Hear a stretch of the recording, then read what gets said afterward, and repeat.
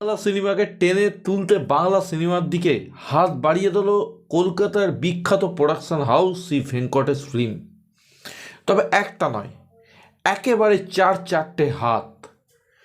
কিভাবে হাত বাড়িয়ে দিল এসভিএফ কর্তারা বাংলা সিনেমার দিকে, এবং তাদের চার হাত কি পারবে শুয়ে পড়া বাংলা সিনেমাকে, বাংলা সিনেমা ইন্ডাস্ট্রিকে টেনে তুলতে, জানাবো আমি মিঠুন। এই ভিডিওর সঙ্গে থাকুন, দেখতে থাকুন। বন্ধুরা, আমি Mithun, welcome to our channel Mithun movie জাদু। ভিডিও শুরুতে গুরুজনদের জানাই আমার প্রণাম, ছোটদের জানাই আন্তরিক ভালোবাসা এবং শুভেচ্ছা। বন্ধুরা, আজকে কথা বলবো একটু অন্য বিষয় নিয়ে, অবশ্যই ফিল্ম রিলেটেড, এবং আজকের বিষয়ে যে বক্তব্যটা আমি রাখবো সেটা আমার অত্যন্ত ব্যক্তিগত একটি বক্তব্য। তোমরা অবশ্যই আজকের ভিডিও দেখে তোমাদের নিজস্ব মতামত আমায় কমেন্টের মাধ্যমে জানিও, এবং আজকের ভিডিও যদি তোমাদের ভালো লাগে ভিডিওটিকে লাইক করো, শেয়ার করো, চ্যানেল বা ভিডিও নতুন হলে প্লিজ সাবস্ক্রাইব করো, এবং ফার্দার নোটিফিকেশনের জন্য বেল আইকনটা কিন্তু ক্লিক করে দিও অবশ্যই। শুরু করি এই অনুরোধের সাথে, চলে যাই আজকের ভিডিওর মূল বিষয়বস্তুতে। সম্প্রতি আমাদের কলকাতার বিখ্যাত production house SVF Shri Venkatesh films মহরত করলো, ঘোষণা করলো 4টে বিগ বাজেট মুভির, যার একটির পরিচালক সৃজিত মুখার্জি, একটি দেবালয় ভট্টাচার্য, একটির পরিচালক জয়দীপ মুখার্জি, এবং অপরটি হচ্ছেন রাজ চক্রবর্তী। 4জন পরিচালক 4জন ঘরানার মুভি মূলত করে থাকেন। সৃজিত মুখার্জি যে ছবিটি করবে সেটি একটি থ্রিলার ঘরানার। দেবালয় ভট্টাচার্য শুভশ্রী গাঙ্গুলিকে নিয়ে আলে আর বাড়ি বলে একটি হরর মুভি আনতে চলেছেন। জয়দীপ মুখার্জি একে নিয়ে আসছেন, সম্ভবত পুজোতে মুক্তি পাবে, এবং রাজ চক্রবর্তী, মিঠুন চক্রবর্তী এবং ঋত্বিক চক্রবর্তীকে নিয়ে একটি বাবা ছেলে সম্পর্কের ওপর একটি ফ্যামিলি ড্রামা আনতে চলেছেন। তবে এই যে অ্যানাউন্সমেন্টটা, এই অ্যানাউন্সমেন্ট বা ঘোষণা যেটা এসভিএফের তরফ থেকে করা হয়েছে, সেটা কোথাও গিয়ে আমার মনে একটা অপূর্ণতা কিন্তু ছেড়ে গেল বন্ধুরা। কেন? কারণ আমরা বাংলা সিনেমাতে এখনকার সময় যে কমার্শিয়াল হার্ডকোর মুভি বলি বা হার্ডকোর মুভির জন্য ওয়েট করে থাকি, সেই commercial movie new age production house যদি বলি, সেটা হচ্ছে এসভিএফ, মানে শ্রী ভেঙ্কটেশ ফিল্মস। তাদের হাত ধরেই কিন্তু সাথী, তাদের হাত ধরেই কিন্তু আই লাভ ইউ, এই ধরনের ব্লকবাস্টার কমার্শিয়াল মুভি একটা সময় আমরা বড় পর্দায় দেখেছিলাম। তারাই কিন্তু জিদ্দার, দেবদার মতো সুপারস্টারকে জন্ম দিয়েছে আমাদের বাংলার ফিল্ম ইন্ডাস্ট্রির বুকে। কিন্তু আজকে যখন তারা 2024-এর জন্যে 4টে বিগ বাজেট মুভির ঘোষণা করছেন, সেখানে কিন্তু সেই ঘোষণার মধ্যে কোনো হার্ডকোর কমার্শিয়াল মুভির উল্লেখ নেই। এবার অনেকে হয়তো বলতে পারে কমার্শিয়াল মুভির ল্যাঙ্গুয়েজ এখনকার সময় চেঞ্জ হয়ে গেছে। কমার্শিয়াল মুভি বলতে যে মুভি কমার্স আনে, যে মুভি কমার্সের সঙ্গে রিলেটেড, সেই মুভি হচ্ছে এখনকার সময় কমার্শিয়াল মুভি। আমি কিন্তু এই ধরনের কমার্শিয়াল মুভির কথা বলছি না, আমি বলছি একদম পিওর মাস মশালা মুভি। যেমন একটা সময় আমাদের বাংলায় হতো অমানুষ, একটা সময় আমাদের বাংলায় হতো প্রেম আমার, চ্যালেঞ্জ, বলো না তুমি আমার, সাথী। বন্ধুরা, তখন রিমেকের যুগ ছিল, একের পর এক রিমেক এই প্রোডাকশন হাউসের তরফ থেকে আমরা দেখতে পেয়েছি। কিন্তু এখন এই ধরনের কমার্শিয়াল মুভি শুধু একজন সুপারস্টারই করেন, জিদ্দা, এবং 2024-এ দেবদা খাদানের মাধ্যমে একটা নতুন এক্সপেরিমেন্ট করতে চলেছেন, এবং অঙ্কুশদাও পিছিয়ে নেই, এবং সোহমদা অবশ্যই শাস্তির মধ্যেও একটা নতুনত্ব আনতে চলেছেন। কিন্তু এই সুপারস্টাররা যে সাহসটা দেখাচ্ছেন, সেই সাহসিকতার অভাব আমার এসবিএফের মধ্যে মনে হয়েছে এই ঘোষণার মাধ্যমে। যদিও তারাও পাগল প্রেমী বলে একটি মুভির কথা ইতিমধ্যে জানিয়েছেন, কোনো অফিসিয়াল ঘোষণা কিন্তু হয়নি, যার পরিচালক অভিরূপ ঘোষ। এবার আমার বলতে বাধা নেই, অভিরূপ ঘোষ কিন্তু অত্যন্ত ভালো একজন পরিচালক। অন্তত কিছু না হোক, পাগল প্রেমী মুভিটির অফিসিয়াল ঘোষণা, এই অ্যানাউন্সমেন্টের মধ্যে আমি অন্তত এক্সপেক্ট করেছিলাম। এবার আমার যথেষ্ট প্রশ্ন দেখা দিচ্ছে, পাগল প্রেমী মুভিটি কি 2024-এ আসবে? তোমাদের জানা থাকলে বা তোমাদের কি মত আমায় কিন্তু কমেন্টে জানিও। সৃজিত মুখার্জির ওপর আমার ভরসা নেই। ওনার দশম অবতার দেখার পর আমি ওনার কাজ না দেখে আগে থেকে কোনো রকম মন্তব্য করতে রাজি নই। এবং দেবালয় ভট্টাচার্য ইন্দুবালাকে বাদ দিলে এই যে বাদামি হায়নার কবলে বলে একটি মুভি রিলিজ করেছিলেন, সেই মুভিটি বোঝার মতো ক্ষমতা আমার ছিল না এবং আমি আমার অক্ষমতাকে আমি স্বীকার করছি। সেই মুভিটি আমার বোধগম্য হয়নি, আমাকে এন্টারটেন করতে পারেনি। এবার যদি বলি জয়দেব মুখার্জি কিন্তু একটা অত্যন্ত ভালো কমার্শিয়াল পরিচালক। তিনি জিতের সঙ্গে প্যান্থার বলে মুভি করেছিলেন, সাকিব ভাইয়াকে নিয়েও কিছু মুভি উনি করেছিলেন। কিন্তু আজকে একেন বাবুর চক্করে পড়ে উনি কিন্তু একের পর এক একেনই করে যাচ্ছেন এবং এটাই কিন্তু ওনার যে কোনো দোষ আছে আমি সেটা বুঝছি না। ওনার ওপর প্রডিউসার আছেন, প্রডিউসার ওনাকে যেরকম প্রোডাক্ট দিতে বলছেন উনি সেই রকমই প্রোডাক্ট ডেলিভার করছেন, কারণ দিনের শেষে ওনাকে প্রডিউসারকে পয়সাটা ফেরত দিতে হবে। কিন্তু একজন ভালো কমার্শিয়াল মুভির পরিচালকের সমস্ত এলিমেন্ট কিন্তু এই জয়দীপ মুখার্জির মধ্যে আছে। এবং রাজ চক্রবর্তী তিনিও কিন্তু শেষমেশ একটি ফ্যামিলি ড্রামার ট্র্যাপে পড়লেন। আমি এর আগে একটি ভিডিও করে বলেছিলাম যে রাজ চক্রবর্তীর যে মুভিটি সেটা রিলিজ যতক্ষণ না হচ্ছে সেটায় কোনো ট্যাগ দিয়ে দেওয়া কখনোই উচিত নয়।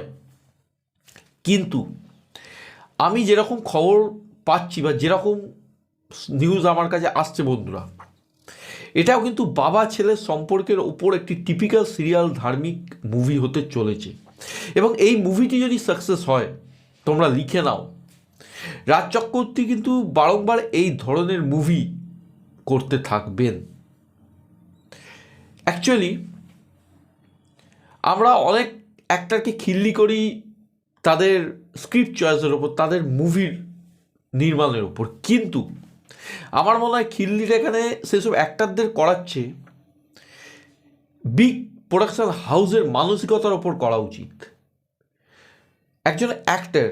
একজন নিউ অ্যাক্টর যখন একটা প্রোডাকশন হাউস খোলে তখন তার এটাই মাথায় থাকে যে কীভাবে সে যে ইনভেস্টটা করছে তার রিটার্ন পাবে, সে মুনাফা পাবে এবং যেটা মার্কেটে চলে সেই জিনিসটার উপর সে ফোকাস করে যাতে সে রিটার্নটা পেতে পারে। এবং যে অভিনেতাকে আমরা বারংবার খিল্লি করি সেও কিন্তু এই রিটার্নের লোভেই এই ধরনের কাজ করে যায়। এটা অবশ্যই তার ব্যাড লাক, তার দুর্ভাগ্য যে সে সেরকম স্ক্রিপ্ট চয়েস করতে পারে না, তার মুভির মান সেই রকম হয় না। কিন্তু আজকে যে সাহসটা দেবদা, জিতদা, অঙ্কুশদা বা সোহমদা দেখাতে পারছেন তাদের নিজস্ব প্রোডাকশান হাউসের গণ্ডির মধ্যে, সেটা এসবিএফ কেন দেখাতে পারছে না, এটাই আমার বড় প্রশ্ন। কারণ একটা কমার্শিয়াল মুভি যদি এসবিএফের হাত ধরে আসে, সেটা কিন্তু বাংলা সিনেমার যেই ঘুরে দাঁড়ানোর বার্তা সেটা কিন্তু অনেক বেশি সলিড করে। এবং এই যে কমার্শিয়াল মুভি কিন্তু বারংবার বানিয়ে যেতে হবে বন্ধুরা, না হলে কিন্তু কোনোদিনই আমাদের বাংলা ফিল্ম ইন্ডাস্ট্রি ঘুরে দাঁড়াতে পারবে না। আমি সত্যি প্রশংসা করছি ওপার বাংলার ফিল্ম ইন্ডাস্ট্রিকে।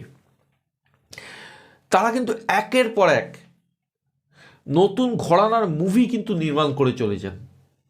প্রিয়তমা, রাজকুমার, দরদ, তুফান এবং এরপর মায়া। কিন্তু এর মানে এই নয় যে তাদের কাছে কিন্তু অন্যরকম কাজ হয় না। তারা যেমন একদিকে প্রিয়তমা করছে, একদিকে তুফান করছে, তেমনি অপরদিকে হাওয়ার মতো কাজও কিন্তু আনছেন।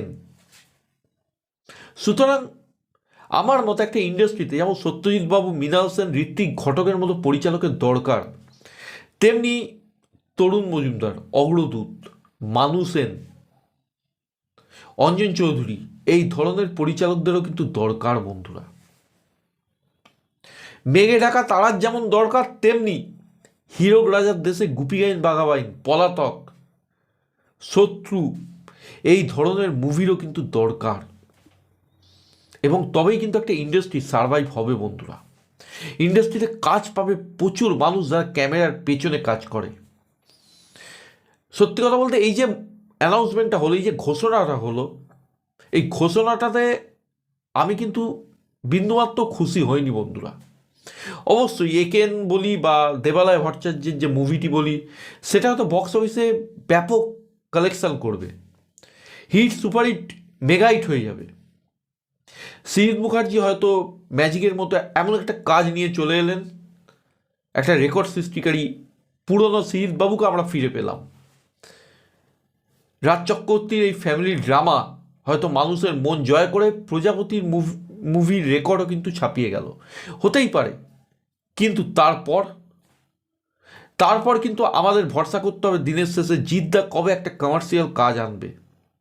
দেবদার খাদানের পর কি কাজ হবে, অঙ্কুশদার মির্জার পর কি কাজ হবে, সোহমদার শাস্তির পর কি কাজ হবে। তবুও এসবিএফ থেকে আমরা কমার্শিয়াল কাজ পাবো না, পাবো না, না পাচ্ছি পাগল প্রেমী, কিন্তু তার কোনো ঘোষণা নেই। অভিরূপ ঘোষের মতো পরিচালককে কি জায়গা দেওয়া যেত না এই পরিচালকদের তালিকায়? আমার মনে হয় আজকের দিনে রাজ চক্রবর্তীর পরে আমি যদি কোনো কমার্শিয়াল পরিচালকের নাম বলি, সেটা হবে অভিরূপ ঘোষ। ওনার বেঙ্গল ক্যাম্প বলি, ওনার কয়েকদিন আগে বাংলার ভূতের গল্প বলি, কোনোটাই কিন্তু মানে মাথার ওপর দিয়ে যায়নি। প্রত্যেকটাতে যথেষ্ট কমার্শিয়াল এলিমেন্ট আছে। এবং এই বাংলার যে ভূতের গল্প যেটার কথা বলছি, ওটার ট্রিটমেন্ট এবং ওটাতে কিন্তু কোনো সুপারস্টারের দরকার পড়েনি। বেঙ্গল ক্যাম্প, সেটার দিকে যদি দেখি, যথেষ্ট কমার্শিয়াল একটা প্রচেষ্টা। এবার এই ধরনের পরিচালকদের যদি এসভিএফ বা বড় বড় প্রোডাকশন হাউস থেকে ব্যাকআপ না দেওয়া হয়, তাহলে বাংলায় মানে এপার বাংলায় কমার্শিয়াল কাজ কিন্তু সেইভাবে হবে না।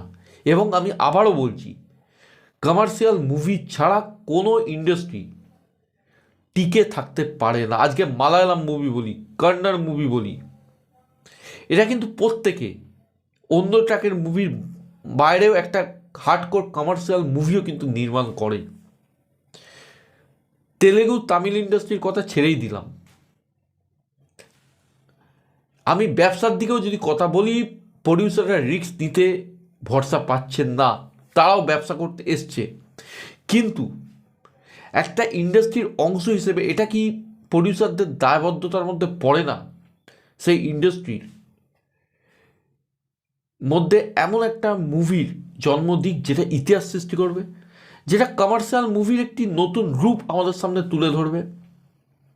এটা অবশ্যই এখনকার দিনে কমার্শিয়াল মুভি করা একটা এক্সপেরিমেন্টের সমান, কিন্তু এই এক্সপেরিমেন্টটা বারংবার চালিয়ে যেতে হবে, তবেই গিয়ে কিন্তু সাকসেসের ফর্মুলা আমরা দেখতে পাবো বন্ধুরা। বলিউডেও একটা 12 ফেলের সাকসেস দিয়ে কিন্তু খুব বেশি দূর দৌড়ানো যায় না। তার পাশে কিন্তু একটি পাঠান, একটি জওয়ানের মতো মুভির দরকার পড়ে। সো বন্ধুরা, এটাই ছিল এই ঘোষণার পরিপ্রেক্ষিতে আমার পার্সোনাল ওপিনিয়ন। তোমরা একমত হতেও পারো, নাও পারো। তোমাদের হয়তো মনে হতেই পারে যে এখনকার সময় কমার্শিয়াল মুভি নির্মাণ করা বোকামির সিদ্ধান্ত।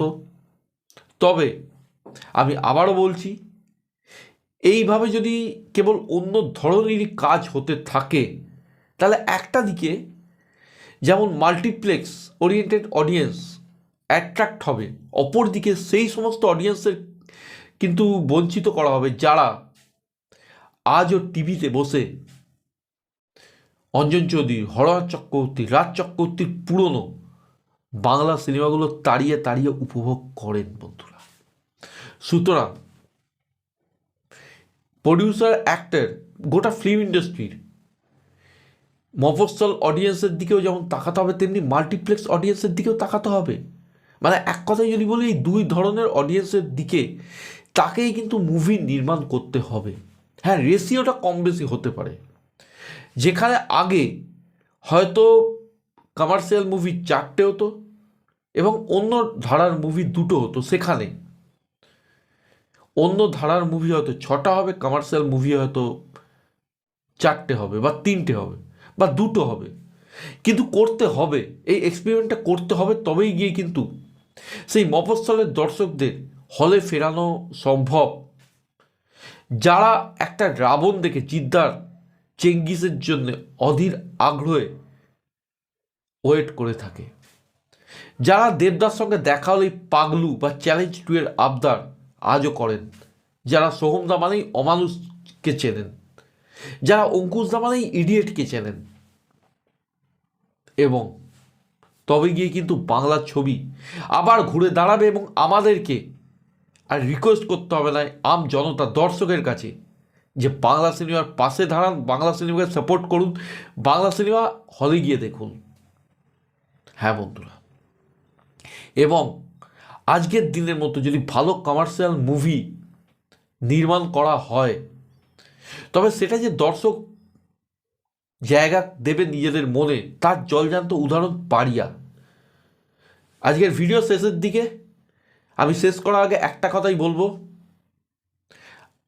আমি কুর্নিশ জানাই ইয়াশ দাশগুপ্তকে, যিনি বছরের প্রথম দিকে মেন্টালের মতো একটি মুভি এনেছেন, অন্তত প্রচেষ্টা করেছেন। আমি কুর্নিশ জানাই, ধন্যবাদ জানাই তথাগত দাকে, যিনি পারিয়ার মতো আজকের দিনে একটি কমার্শিয়াল মুভি এনেছেন এবং দর্শকরা সেই মুভিটিকে সাদর আনন্দে গ্রহণ করে নিয়েছেন। আশা রাখবো এসবিএফের কাছে যে পরবর্তী সময় একটা বড় কমার্শিয়াল মুভির অ্যানাউন্সমেন্ট ওনারা আমাদের সামনে নিয়ে আসবেন, এবং সেই দিনটার জন্য আমরা যারা কমার্শিয়াল মুভিকে ভালোবাসি, যারা বাংলা সিনেমাকে ভালোবাসি, তারা চাতক পাখির মতো কিন্তু দিন গুনছি বন্ধুরা। ভিডিও সম্বন্ধে নিজেদের মতামত আমাকে অবশ্যই কমেন্টের মাধ্যমে জানাও, এবং যদি ভিডিও ভালো লাগে ভিডিওটিকে লাইক করো, শেয়ার করো, এবং চ্যানেল বা ভিডিও নতুন হলে সাবস্ক্রাইব করো, এবং বেল আইকনটা কিন্তু অবশ্যই ক্লিক করো নিত্য নতুন আপডেট পাওয়ার জন্যে।